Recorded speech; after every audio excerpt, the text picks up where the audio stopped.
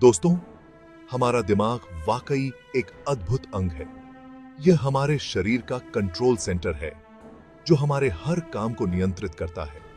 हमारे विचारों और भावनाओं से लेकर हमारी गतिविधियों और इंद्रियों तक दिमाग हमेशा काम पर लगा रहता है। इसकी संरचना और कार्य प्रणाली को समझने से हमें मानव व्यवहार की जटिलताओं और चेतना के अजूबों के बारे में जानकारी मिलती है।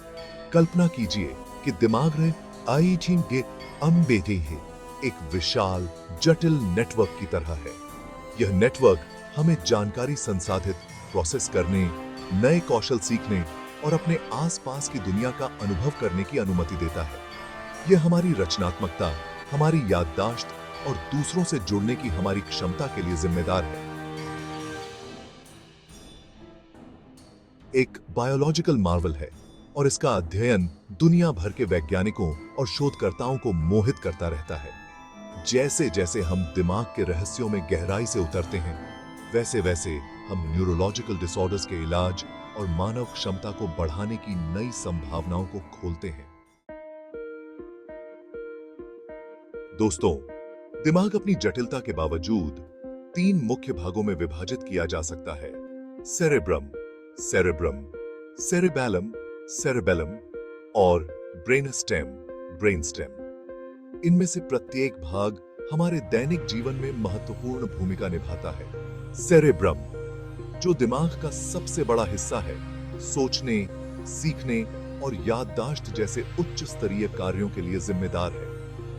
यह 2 हेमिस्फीयर्स में विभाजित है, बाएं और दाएं, जो कॉर्पस कैलोसम नामक तंत्रिका तंतुओं के एक बंडल के माध्यम से एक दूसरे के साथ संवाद करते हैं। सेरेबैलम, जो दिमाग के पिछले हिस्से में स्थित होता है, संतुलन, समन्वय और मोटर कंट्रोल के लिए जिम्मेदार है।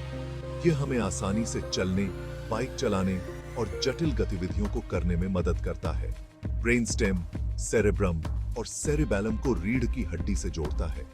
सांस लेने, हृदय गति और रक्तचाप जैसे आवश्यक जीवन कार्यों को नियंत्रित करता है। यह दिमाग और शरीर के बाकी हिस्सों के बीच एक सेतु का काम करता है। ये तीनों भाग मिलकर मानव अनुभव की सिम्फनी को व्यवस्थित करने के लिए तालमेल बिठाते हैं। Cerebral cortex. Cerebral cortex cerebrum की सबसे बाहरी परत होती है। यह एक अत्यधिक मुड़ी हुई संरचना है जो अखरोट से मिलती जुलती है, जो खोपड़ी के भीतर एक बड़े सतह क्षेत्र को पैक करने की अनुमति देती है। यह झुर्रियों वाली सतह अरबों न्यूरॉन्स का घर है। दिमाग की विशेष कोशिकाएं जो सूचना प्रसारित करती हैं। सेरेब्रल कॉर्टेक्स के भीतर विशिष्ट कार्यों के लिए जिम्मेदार विशेष क्षेत्र होते हैं। उदाहरण के लिए फ्रंटल लोब योजना बनाने, निर्णय लेने और व्यक्तित्व में शामिल है। पैराइटल लोब स्पर्श और तापमान जैसी संवेदी जानकारी को संसाधित करता है। टेम्पोरल लोब सुनने, भाषा और याददाश्त में भूमिका निभाता है। ऑक्सिपिटल लोब आंखों से दृश्य जानकारी को संसाधित करता है। सेरेब्रल कॉर्टेक्स के भीतर अन्य महत्वपूर्ण संरचनाएं सन्निहित हैं।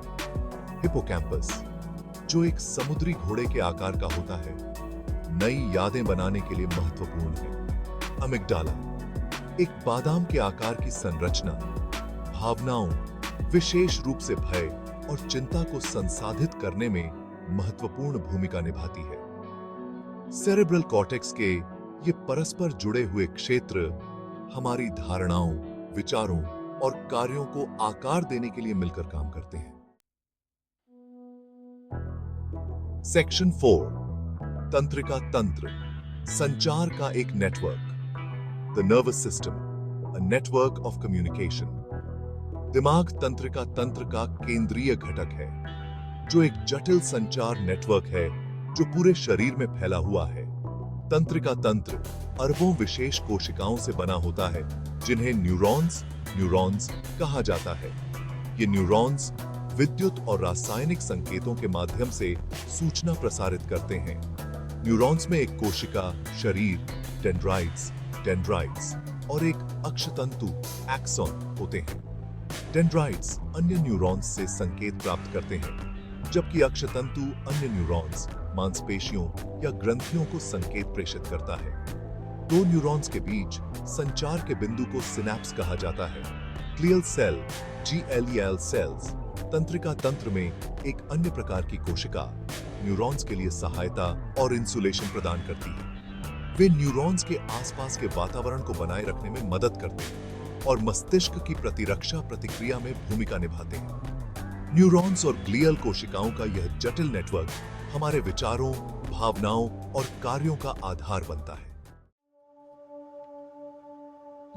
सेक्शन 5, दिमाग को ईंधन देना। दिमाग की रक्त आपूर्ति, fuelling the mind, the brains blood supply. दिमाग अपने अपेक्षाकृत छोटे आकार के बावजूद ठीक से काम करने के लिए महत्वपूर्ण मात्रा में ऊर्जा की आवश्यकता होती है। वास्तव में यह शरीर की कुल रक्त आपूर्ति का लगभग 20% प्राप्त करता है। यह रक्त ऑक्सीजन और पोषक तत्व पहुंचाता है जो मस्तिष्क की कोशिकाओं के जीवित रहने और कार्य करने के लिए महत्वपूर्ण है।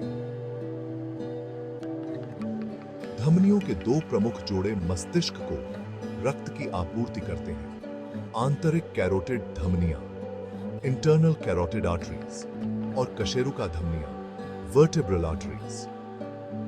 आंतरिक कैरोटिड धमनियां मस्तिष्क के अग्रभाग को रक्त की आपूर्ति करती हैं, जबकि कशेरुका धमनियां मस्तिष्क के पिछले भाग को रक्त की आपूर्ति करती हैं, जिसमें सेरेबैलम और ब्रेनस्टेम शामिल है। ये धमनियां विलिस के वृत्त, सर्कल ऑफ विलिस बनाने के लिए मस्तिष्क के आधार पर जुड़ती हैं।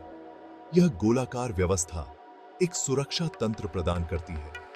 यदि धमनियों में से एक अवरुद्ध हो जाती है, तो अन्य धमनियों से रक्त का प्रवाह मस्तिष्क को रक्त की आपूर्ति बनाए रखने में मदद कर सकता है। रक्त वाहिकाओं का मस्तिष्क का जटिल नेटवर्क ऑक्सीजन और पोषक तत्वों की निरंतर आपूर्ति सुनिश्चित करता है, जिससे यह उल्लेखनीय अंग बेहतर ढंग से कार्य कर सके। सेक्शन 6, एक आखिरी विचार, दिमाग का अंतहीन अजूबा, a final thought, the brain's unending marvel. मानव मस्तिष्क प्राकृतिक दुनिया की अविश्वसनीय जटिलता और सुंदरता का प्रमाण है। इसकी जटिल संरचना, जानकारी को संसाधित करने की इसकी उल्लेखनीय क्षमता और हमारे अनुभवों को आकार देने में इसकी भूमिका इसे अंतहीन आकर्षण का विषय बनाती है।